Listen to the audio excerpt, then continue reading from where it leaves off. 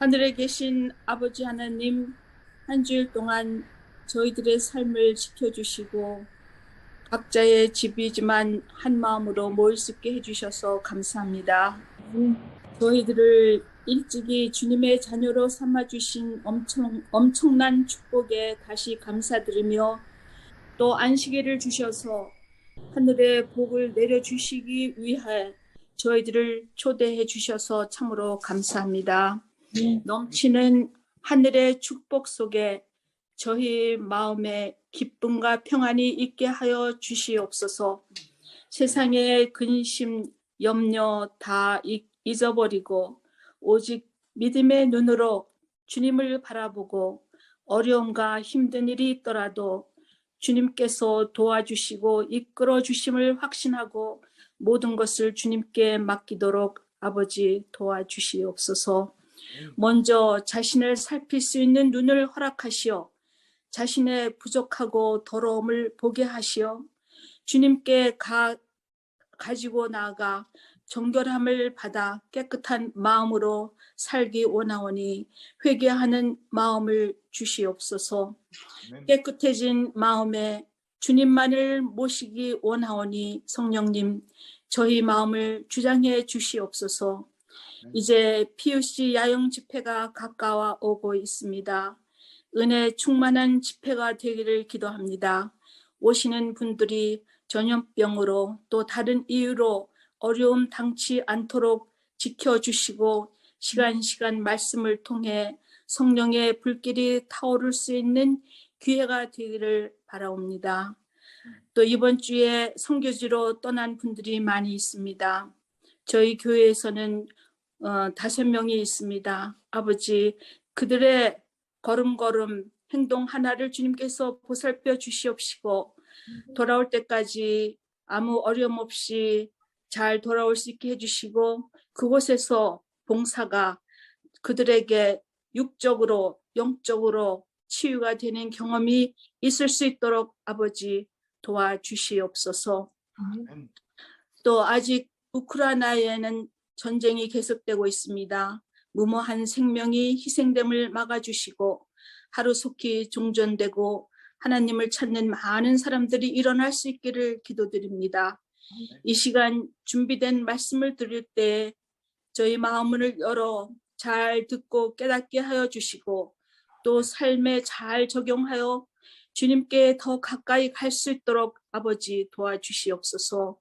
주님의 사랑과 은혜에 감사드리며 예수님 이름으로 기도드렸습니다. 부목사님 말씀 순포가 있겠습니다. 오늘 드리고 싶은 말씀의 제목은 대책임질입니다. 잠언서에 나타난 말씀을 통하여서 이 대책임질에 대한 이야기를 한번 해보기를 원합니다.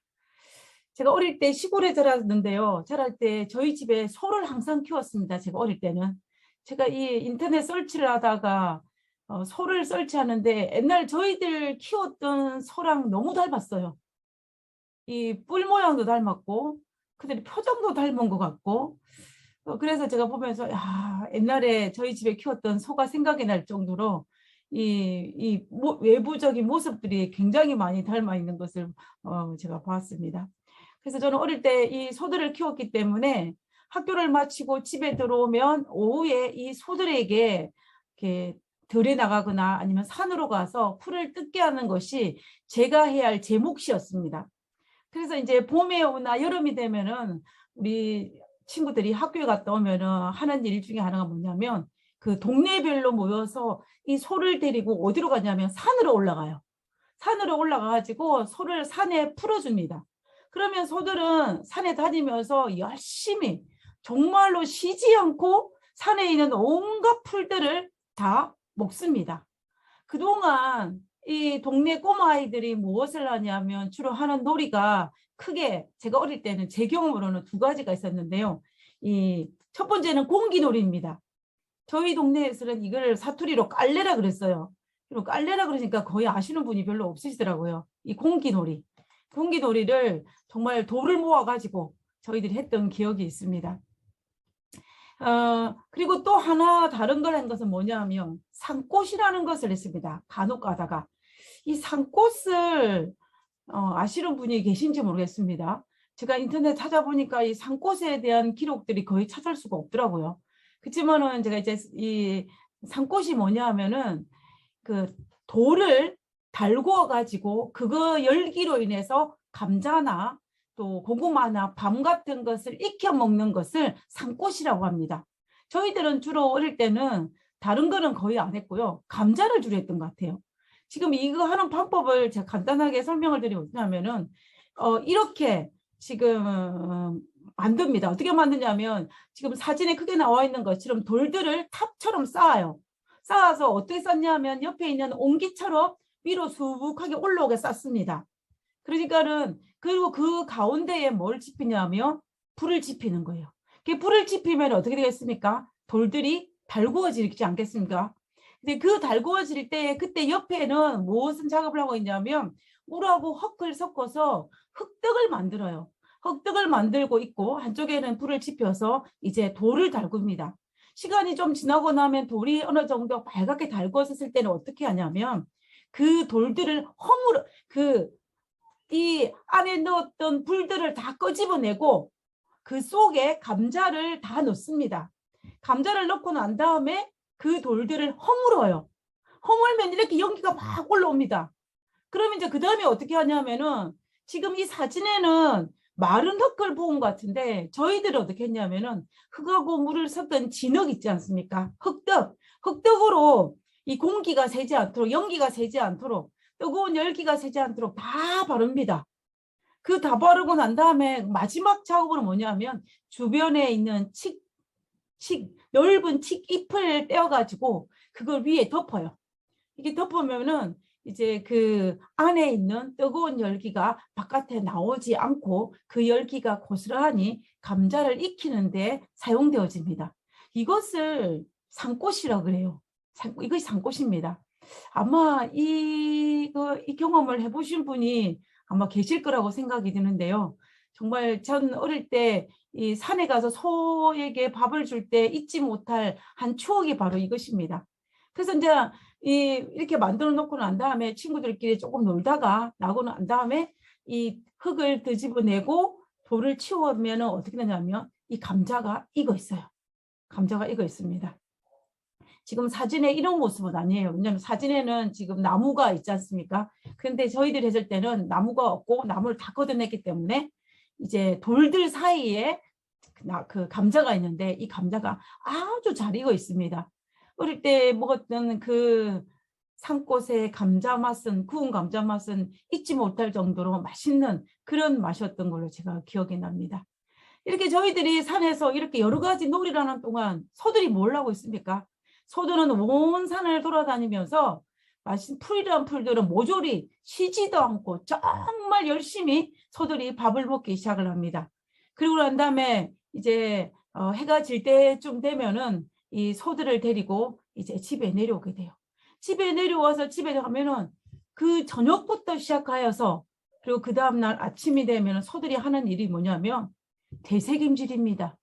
지금 이 사진에 있는 것처럼 소가 되새김할 때에 가장 일반적으로 볼 수 있는 모습이에요.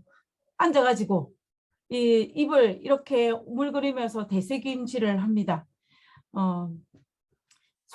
소가 소화하는 과정을 살펴보면요. 소는 먼저 모든 풀들을 동시에 먹어서 모든 음식들을 다 위에 채웁니다. 위에 채우고 그 다음에 어떤 시간이 될 때에 이것을 끄집어내어 가지고 다시 되새김질을 하게 되는데요. 이것을 이 과정을 통하여서 이 되새김질하는 과정을 통하여서 이 생활에 필요한 에너지를 만듭니다. 이러한 동물들을 우리가 반추동물이라고 그래요. 이러한 되새김질을 통하여 소화하는 과정을 반추라 그러고 이것을 통하여서 생명을 유지하는 동물들을 우리가 반추동물이라고 하는데 그 대표적인 동물이 소입니다. 소인데 이 소가 음식을 섭취해서 소화되는 과정을 살펴보면 여기 지금 그림에도 잘 나와 있는 것처럼 음식을 통해서 먼저 어디로 가냐면은 이 첫 번째 가는 이 혹 위라는 곳에 들어갑니다. 이 반추동물의 특징은 위가 4개입니다. 위가 하나가 아니고 4개예요. 먼저 혹위로 갔다가 그리고 여기서 세균을 죽여난 다음에 벌집이라는 곳에 모여 있습니다. 그러면 소가 자기에게 시간이 있고 여유가 있을 때는 벌집 위에 모여 있는 이 음식물을 입으로 끄집어내어 가지고 다시 대세김치를 통하여서 이 잘게 씻고 하고 난 다음에 겹주름이로 넘겨줍니다. 세 번째 위로. 그러고 난 다음에 세 번째 위를 거쳐서 네 번째 위인 주름이로 가고 장으로 감을 이런 과정을 통하여서 소가 자기에게 필요한 모든 에너지를 흡수하고 또 소들이 성장하고 하는 과정들을 볼 수가 있습니다. 소가 이렇게 우리가 보기에는 아무런 일도 하지 않고 아주 느긋하게 앉아서 껌을 씹는 것처럼 대세김질하는 것처럼 보이지만 이 작업은 소에게 있어서는 굉장히 필요한 작업입니다. 만약에 소가 이 작업을 하지 아니하면 어떻게 되냐면 소는 에너지를 얻을 수 없고 정상적인 생활을 할 수가 없는 것입니다. 이 소가 이 과정을 통해서 먹는 것과 담아두는 과정과 이 대세김질하는 과정을 통하여서 소는 자기가 살아갈 수 있는 에너지를 얻게 되는 것입니다.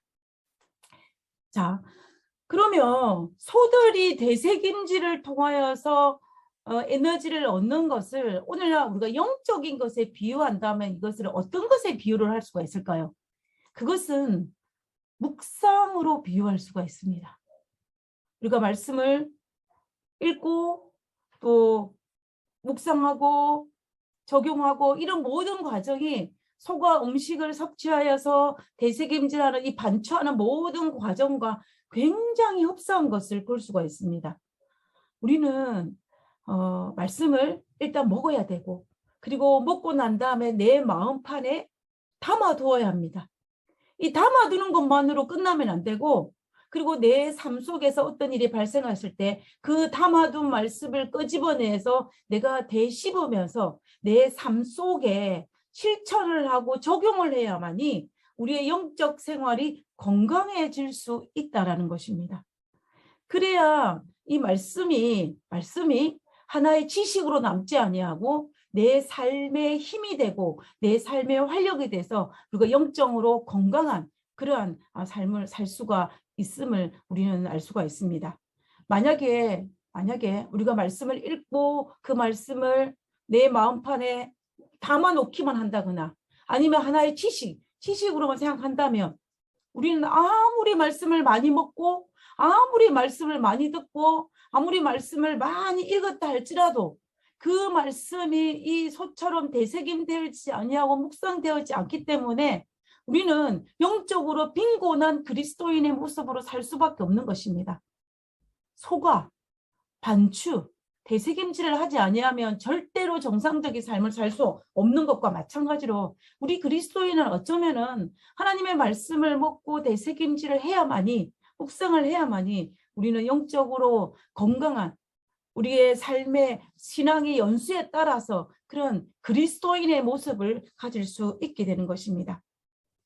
그래서 우리는 말씀을 읽고 묵상하고 큐티하는 것을 오랜 시간 동안 우리가 장려하고 그것을 사람들에게 권면하고 있지 않습니까? 우리는 오늘 이 되새김질이라는 부분에 대해서 한번 생각해 보기를 원하는 것입니다. 여러분, 이 잠언의 저자는 솔로몬입니다. 이 솔로몬은 하나님의 큰 사랑 가운데 태어난 한 인물 중에 한 사람이 바로 이 솔로몬입니다. 우리가 알다시피 솔로몬은 다윗이 밧세바와 간음하여 태어난 그 아이가 죽고 난 다음에 다시 이 밧세바가 임신하여 낳은 아들이 바로 이 솔로몬입니다. 이 솔로몬으로 인하여서 다윗과 밧세바가 큰 위로를 받았다고 되어 있어요. 그뿐만 아니라 하나님께서도 이 솔로몬을 사랑하셔서 그의 이름을 여디디아라는 별칭을 주었습니다. 사무엘 12장 25절에 보면 선지자 나달을 보내 그의 이름을 여디디아라 하시니, 여디디아가 누구냐면 솔로몬이에요.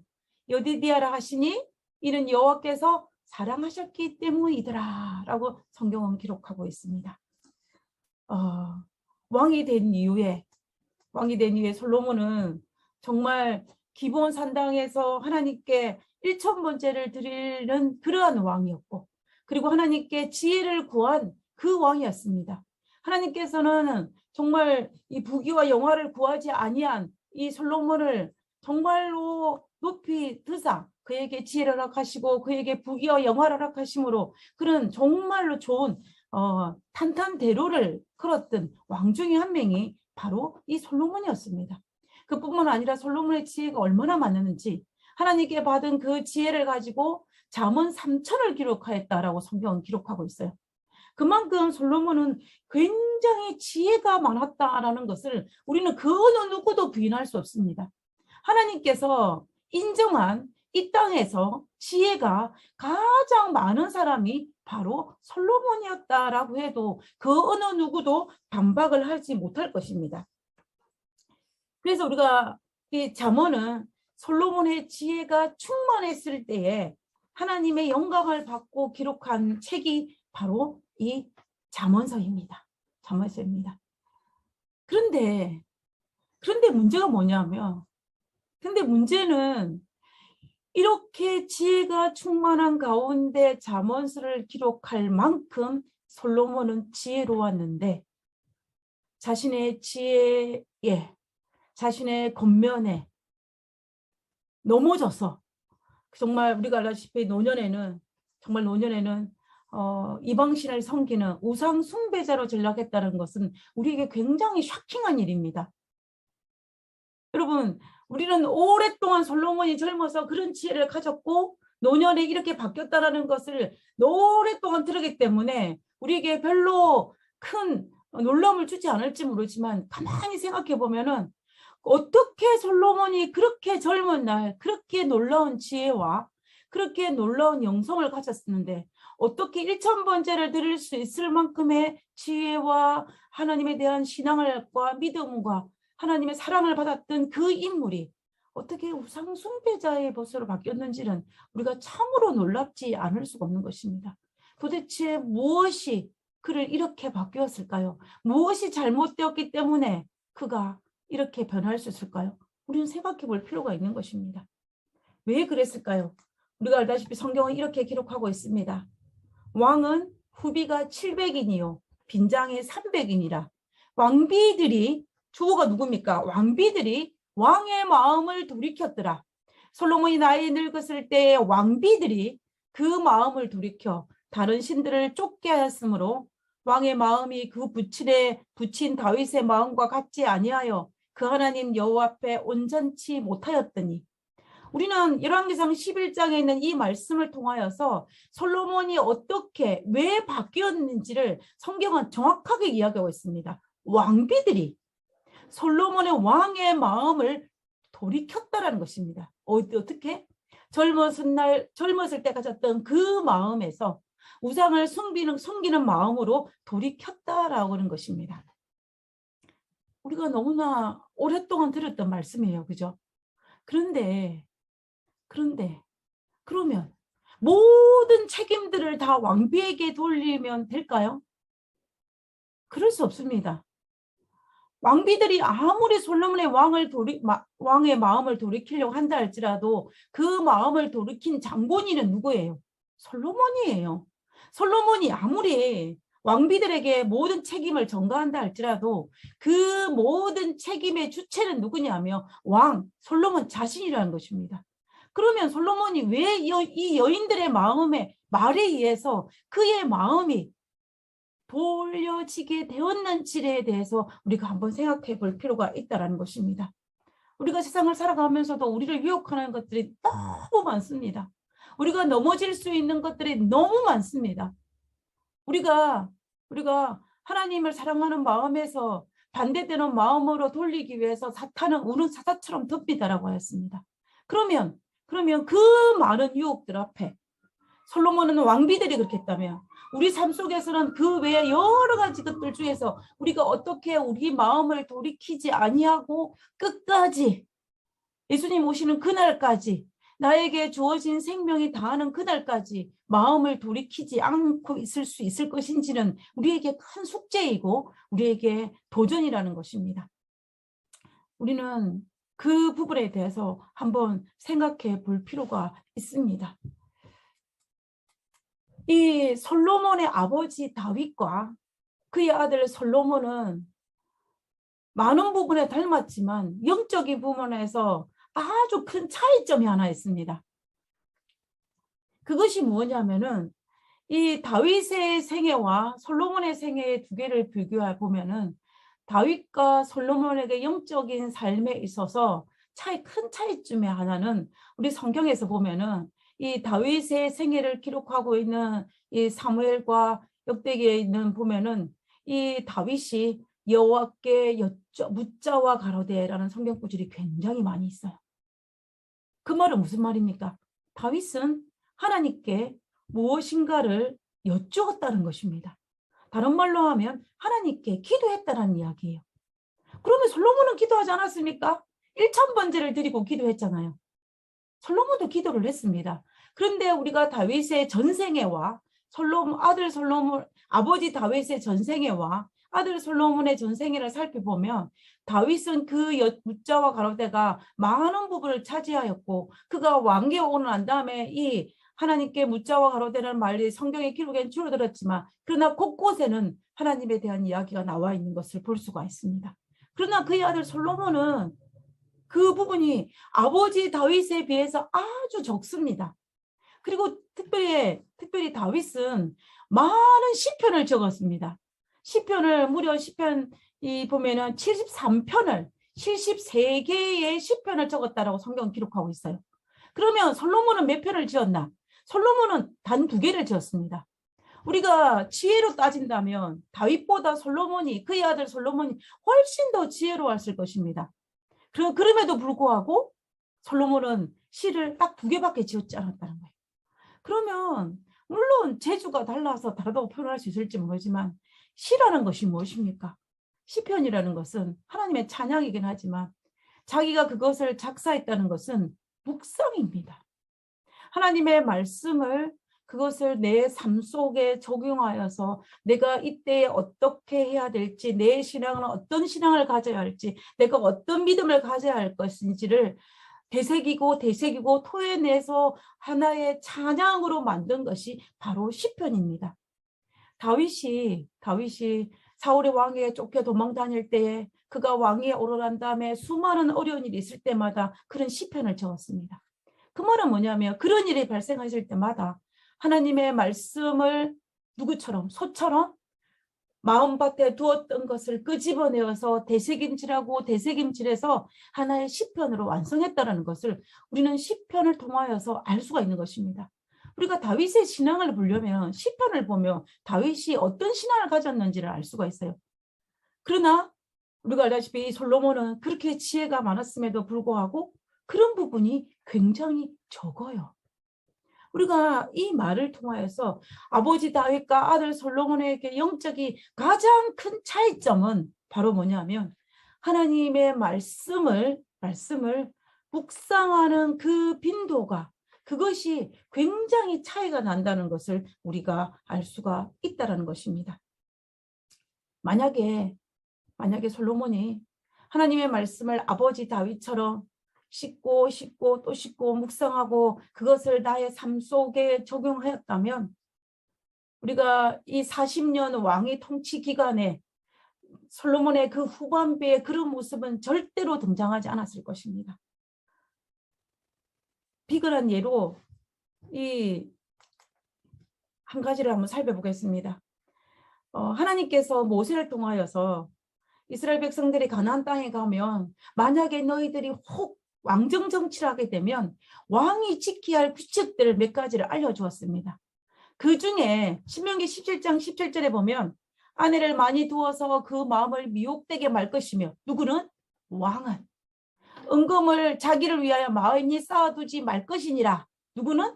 왕은. 그리고 또 나중에 다른 성경절에 보면 17장에 보면 병마를 많이 두지 말라 이렇게 돼 있어요.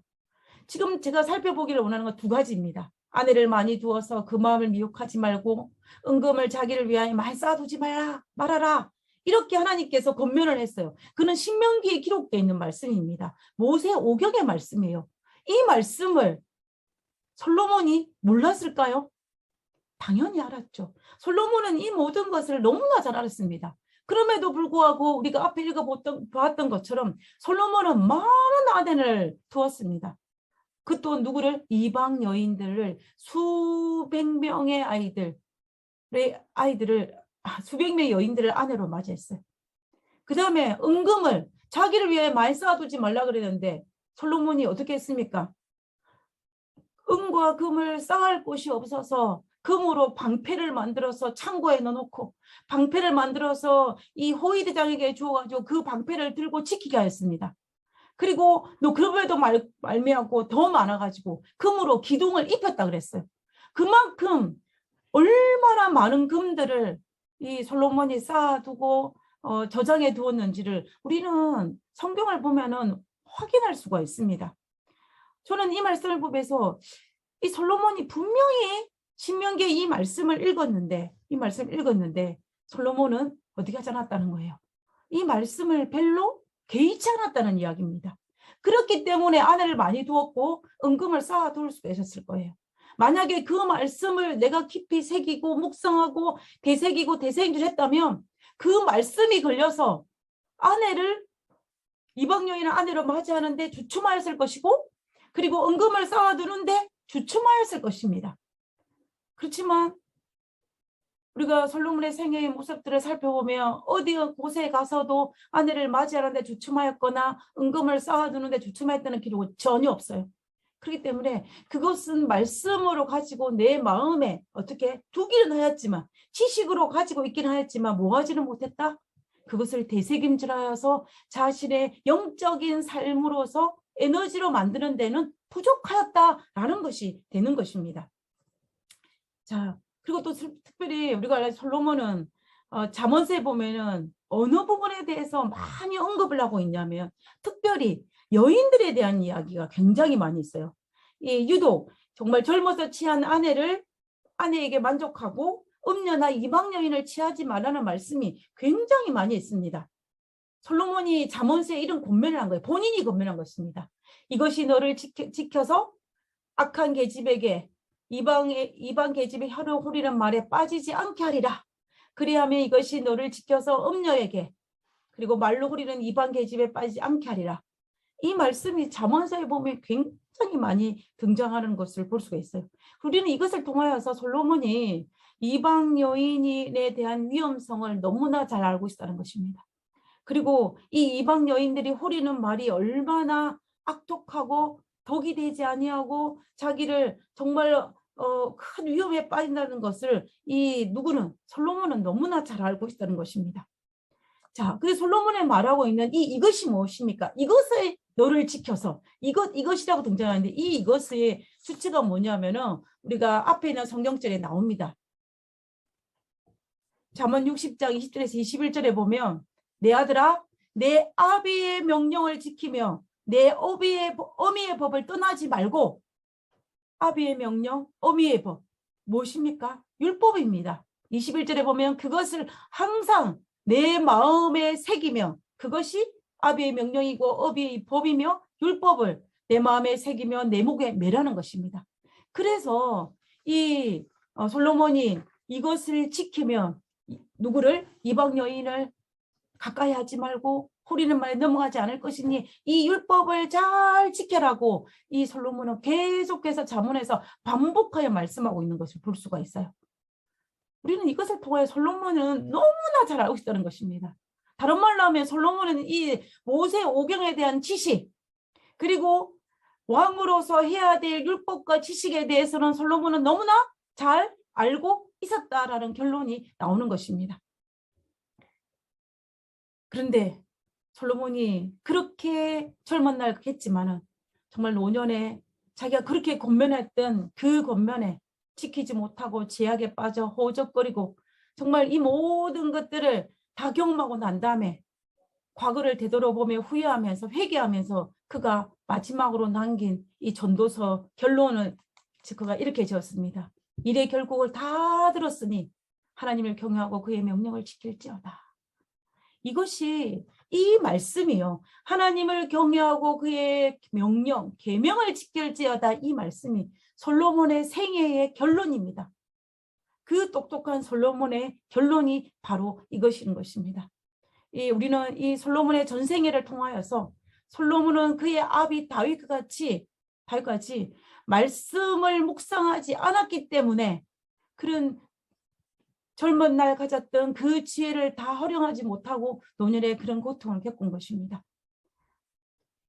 어쩌면 솔로몬은 자기가 많은 지식과 지혜를 했기 때문에 지식이 너무 많아서 묵상하기를 등한했는지 모르겠어요. 그러나 지식이 삶이 되기 위해서는 반드시 그 말씀을 묵상하고 또 그 묵상된 말씀을 내 삶 속에 적용하는 것들이 필요하다는 것입니다. 반추동물이 소가 먹었던 음식들을 위에 넣어놓고 그것을 끄집어내 가지고 다시 씹어서 윗속에 겹주름이와 주름이를 거쳐야만이 이 소가 건강하게 성장하고 건강하게 자랄 수 있는 것과 마찬가지로 우리가 그리스도인으로 성장할 수 있는 건강한 그리스도인이 될 수 있는 것은 바로 이 묵상이라는 것을, 말씀을 되씹는 그런 것이라는 것을 우리가 알아야 한다는 것입니다. 아무리 성경에 대한 지식이 많이 가졌다 해도 그 지식이 성숙한 그리스도를 만들지 못한다는 사실을 우리는 반드시 깨달아야 됩니다. 그 성경 지식을 얼마나 우리의 삶에 활용하느냐, 다시 말하면 이 말씀을 꺼집어내어 가지고 반추, 되새김질 하느냐에 따라서 우리가 성숙한 그리스도로 되느냐 마느냐가 갈라지는 척도이지, 그 지식만 가지고는 성숙한 그리스도인을 만들지 못한다는 것입니다. 그래서 우리가 매일의 삶 속에서 성경 말씀을 놓지 않고 매일 묵상하는 것입니다. 매일 말씀을 읽으려 노력하는 것입니다. 어제의 지식이 오늘의 지식은 될 수 있어요. 맞습니다. 그런데 어제의 지식이 오늘 그리고 내일 성숙한 그리스도를 만들지는 못한다는 거예요. 그 지식을 끄집어내어서 반추, 되새김질, 묵상을 통해서 내 삶 속에 적용해야만이 성숙한 그리스도인으로 만들 수 있다는 것입니다. 다윗이 그렇게 아름다운 믿음의 사람으로 바뀔 수 있는 것은 그가 수많은 어려움도 겪고 수많은 죄도 지었지만 그때마다 마음속에 담아두었던 말씀을 끄집어내어서 끊임없이 묵상하고 반추하고 했기 때문에, 그리고 그것을 내 삶 속에 다시 활용했기 때문에 그가 바뀔 수 있음을 우리는 잊지 말아야 합니다. 우리가 어릴 때 배운 것들을 아무것도 잊지 않고 다 기억하십니까? 사실 우리는 대부분 다 잊어버립니다. 그죠? 아니, 뭐 어떤 지식뿐만 아니라 옛날에 만났던 사람들도 몇십 년이나 몇 년이 지나고 난 다음에 만나면 모르는 경우가 종종 있습니다. 어떤 분들은 잘 알아보는 분도 있지만 저는 개인적으로 제가 안면 인식 장애라고 생각할 정도로 잘 알아보지 못하는 경우가 종종 있어요. 근데 중요한 거는 뭐냐면요, 저처럼 잘 알아보지 못하는 사람이나 또 잘 알아보는 사람이나 상관없이 동일한 하나의 뭐가 있냐면은 한 사실은 오랫동안 그 사람에 대한 기억을 잊어버리고 그 사람을 머릿속에서 생각하지 않았다는 거예요. 제가 만약에 아무리 옛날에 만나던 사람을 잘 기억하지 못하는 그런 어떤 성향을 가졌다 할지라도 제가 말씀을 계속 그 사람을 계속 생각하고 그 사람을 머릿속에 자꾸 떠올렸다면 어떻게 되겠습니까? 당연히 제가 그 사람을 다시 만났을 때 10년이 아니라 20년이 지나고 30년이 지나도 그 사람을 만나면 제가 기억할 것입니다. 제가 기억하지 못하는 이유는 어느 기간 동안 그 사람에 대한 생각을 하지 않았다는 것밖에 되지 않는 거예요.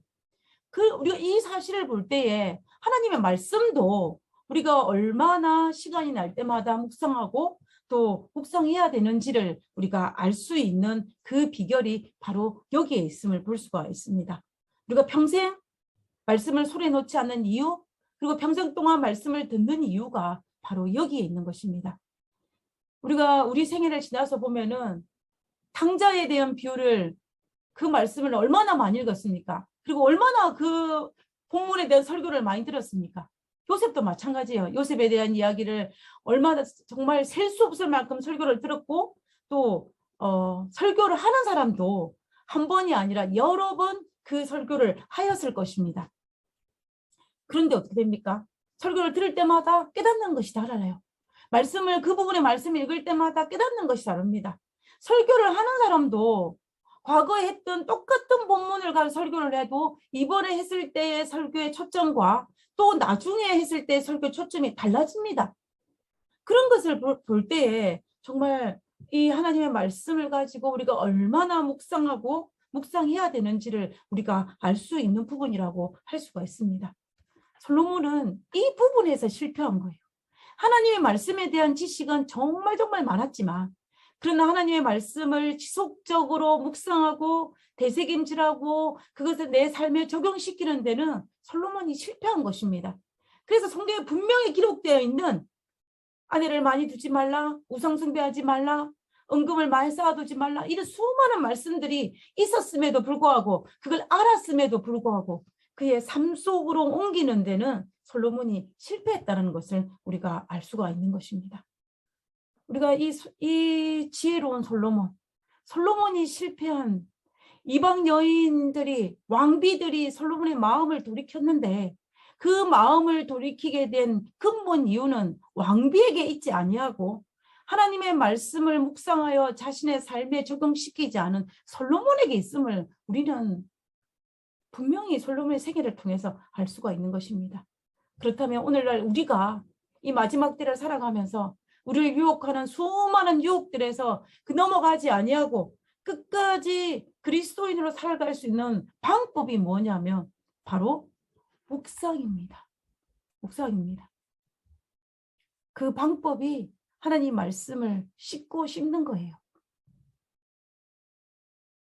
아마 솔로몬은 시를 적는 걸로 하나의 방법을 택했는지 모르겠습니다. 어떤 사람은 이 말씀을 나누는 것으로 택했는지도 모르겠습니다. 어떤 사람은 그 말씀을 어떤 상황이 발생했을 때 내가 이때 어떻게 할 것인가를 자기 머릿속에 되새기면서 말씀을 가지고 판단하는 걸로 했는지 모르겠습니다. 어떤 거든지 상관없지만 우리가 결코 포기하지 않아야 딱 한 가지는 하나님께서 우리에게 어떻게 하든지 간에 뭐 해야 된다? 말씀을 묵상해서 말씀을 적용해야 된다는 것을 우리가 생각해 볼 필요가 있다는 것입니다.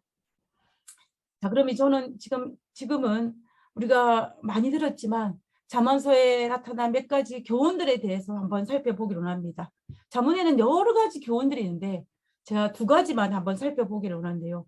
첫 번째는 뭐냐면 이 사회적 약자에 대해서 잠언이 어떻게 교훈하고 있는지, 우리가 사회적 약자를 어떻게 대해야 할지를 우리가 한번 살펴보기를 원합니다.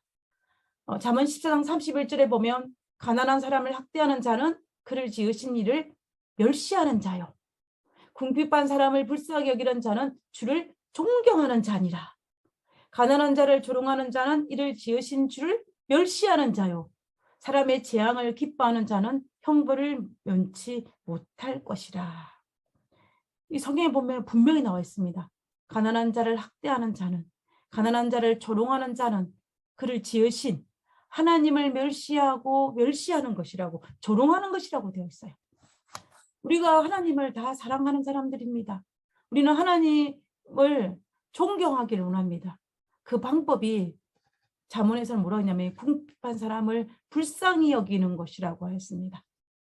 그리고 우리가 가난한 사람을 학대하지 아니하고 조롱하지 않는 가장 큰 이유가 뭐냐면 그도 하나님께서 하나님의 형상을 닮으신 하나님의 창조물이라는 사실이에요. 그도 나와 똑같은 하나님의 피조물이라는 것이고 그도 나와 똑같이 하나님의 자녀라는 것이고 그도 나와 똑같이 하나님께서 십자가에 달려 돌아가시면서까지 구원하기를 원하셨던 그 사람이라는 것입니다.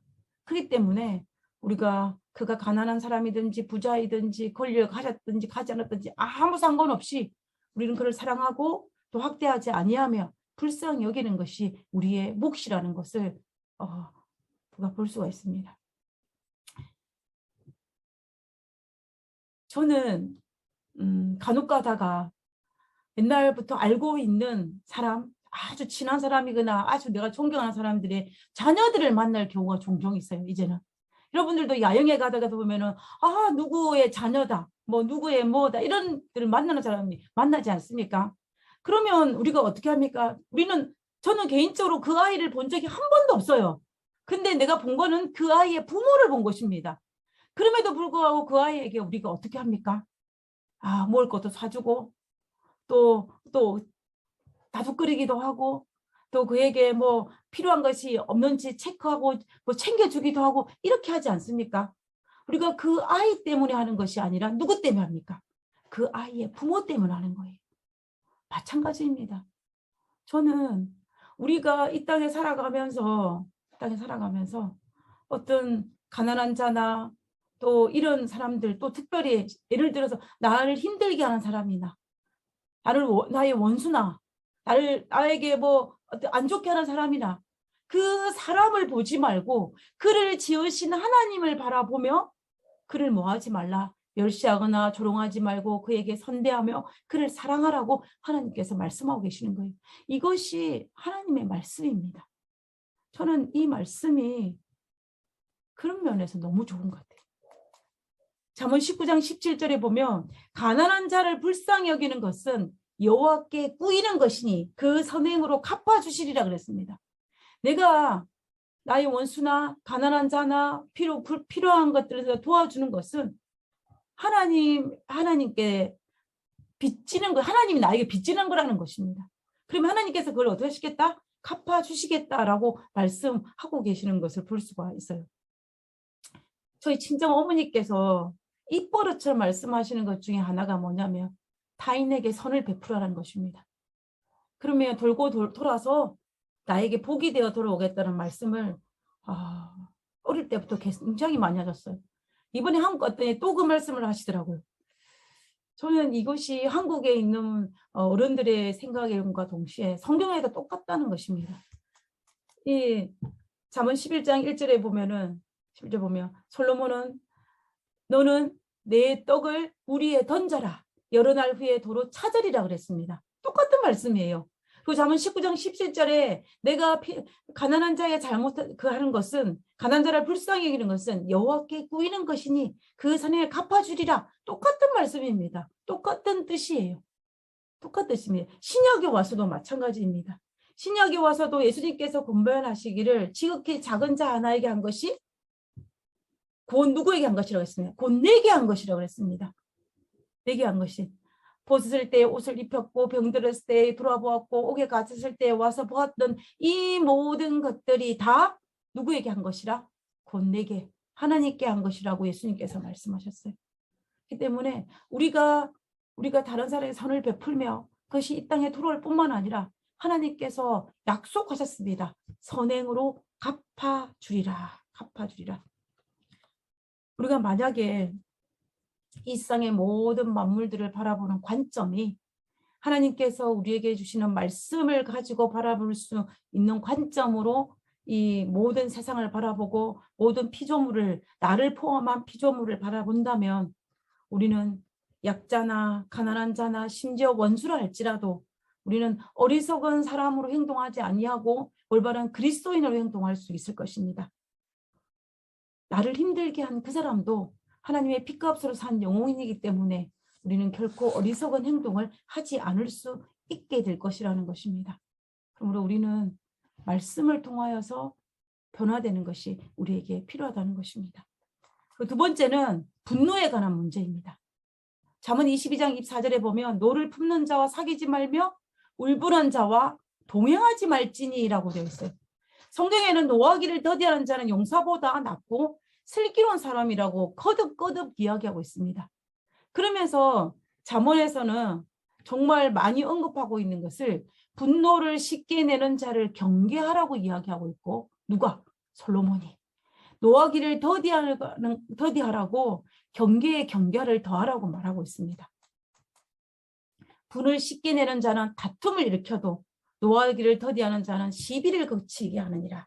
노하기를 더디하는 자는 용사보다 낫고 자기의 마음을 다스린 자는 성을 빼앗는 자보다 나으니라. 노하기를 더디하는 것이 사람의 슬기요 허물을 용서하는 것이 자기의 영광이라. 그래서 혹시 내가 화가 날 때가 있을 때 노하기를 더디하는 자는 용사보다 낫고 를 머릿속에 떠올리시기 바랍니다. 그러면은 컴다운이 돼요. 왜냐하면 말씀에는 힘이 있기 때문에, 파워가 있기 때문에 가능한 것입니다. 우리가 성경을 보면은 이 노를, 분노를, 울분을 참지 못해서 정말 안 좋게 된 여러 성경의 인물들이 있습니다. 그 인물들의 대표적인 사람은 우리 인류 역사에서 첫 번째가 가인이에요. 가인. 정말 가인이 하나님께서 자기의 재물을 받지 않은 것에 분노하여서, 내 동생의 재물을 받고 나의 재물을 받지 않은 분노하여서 이 가인이 그 노를 참지 못하여 동생을 죽인 사건이 있지 않았습니까? 야곱의 아들인 에서도 마찬가지입니다. 에서도 자기의 축복의 동생 야곱이 빼앗았다는 것을 에서가 알고 난 다음에 어떻게 해요? 에서가 분을 참지 못해서 자기 동생을 죽이려고 합니다. 그때. 그리고 모세도 가나안 땅에 들어가지 못한 결정적인 이유는 무리바 사건에서 그가 이 이스라엘 백성들에 대한 분노를 노하기를 더디하는데 실패한 거기 때문입니다.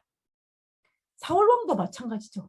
사울 왕도 다윗에 대한 분을 참지 못해서 그래 되었고, 그리고 우리에게 의로운 왕이라고 알려진 우시야 왕도 이 마지막 때에 이 분노를 더디하지 못해가지고 정말 그 노년이 참 슬프게 된 한 인물 중에 대표적인 인물이 우시야 왕입니다. 우시야 왕은 굉장히 선한 왕이었어요. 그런데 그 우시야 왕이 제사장이 그 분향드려야 되는데 자기가 분향을 드렸습니다. 자기가 분향을 드리니까 제사장이 어떻게 해요? 책망을 했습니다. 그 책망에 분노하여가지고 노해가지고 이 노를 발할 때에 하나님께서 우시야 왕의 문둥병이 발하게 하였어요.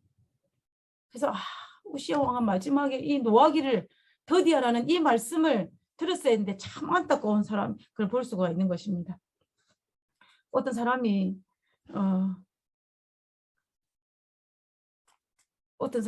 이런 이야기를 했습니다.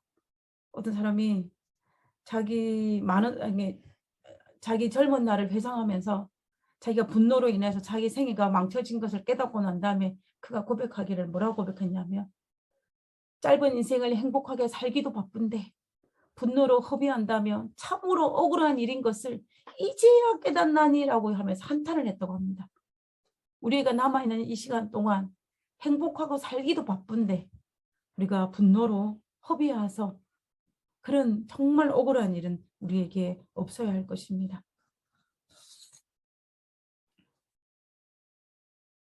하나님께서는,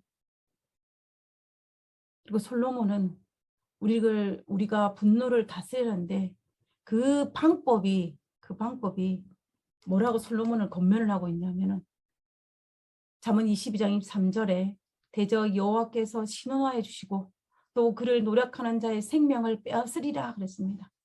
우리가 분노하지 않을 수 있는 이유, 우리가 다른 사람을 원망하거나 이렇게 고통받지 않을 수 있는 이유는 뭐냐면 하나님께서 갚아주신다는 거예요. 하나님께서 신원하여 주신다는 것입니다.